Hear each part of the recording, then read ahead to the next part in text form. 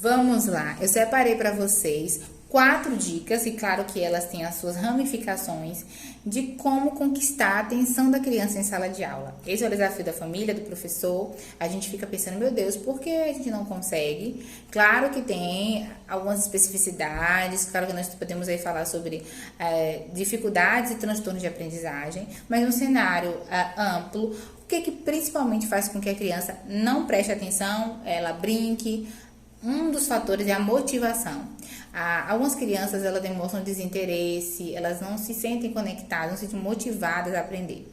Às vezes, porque um dos outros fatores que combina com esse é porque o conhecimento ele não tem um sentido prático, ele não toca na bagagem da criança, ele é falado por uma linguagem totalmente distante do que aquela faixa etária está. Então, também é preciso que a gente alinhe aquele conteúdo à linguagem, ao momento de desenvolvimento, ao período sensível, à faixa etária, à proposta esperada. A gente precisa partir também de um pressuposto de conhecimento, de níveis, até a gente conhecendo a turma e entender como oferecer esse conteúdo. É preciso ter a motivação, mas essa motivação não apenas audiovisual, apesar que é um dos fatores também, né? Audiovisual, o estímulo a outras inteligências, múltiplas inteligências, a música, aos ritmos, às brincadeiras também que eles gostam muito. Aí entra as metodologias ativas também, que ajudam muito nesse cenário.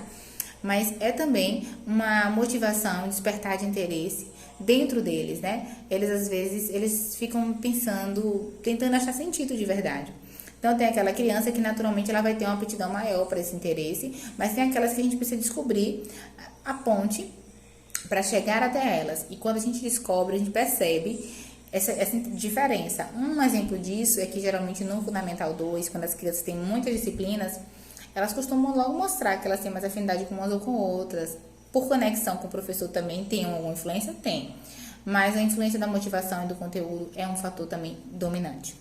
Então, assim, a didática também influencia, né? A forma como aquele conteúdo é apresentado, as propostas. E aí tem uma coisa interessante, eu falei sobre os estímulos positivos, visuais, auditivos, as brincadeiras, mas também a gente tem que ter um cuidado também com a redução também dos elementos que são distratores.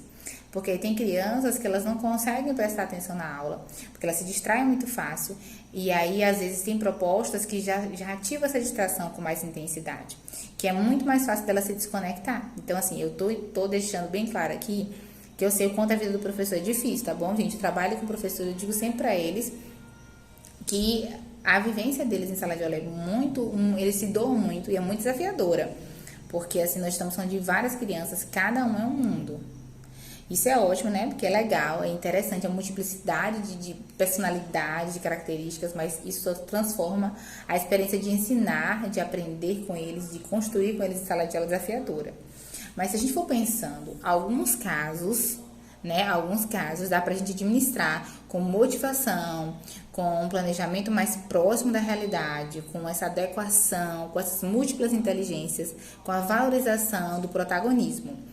E aí, em casos mais específicos, a gente sempre tem aqui vídeos falando sobre dificuldades, transtornos de aprendizagem, questões emocionais que podem desencadear essas dificuldades e outros fatores, claro, também comportamentais, de educação, de disciplina positiva que falta para que essa criança consiga entender aquele cenário escolar, consiga entender o pertencimento, as regras, os combinados.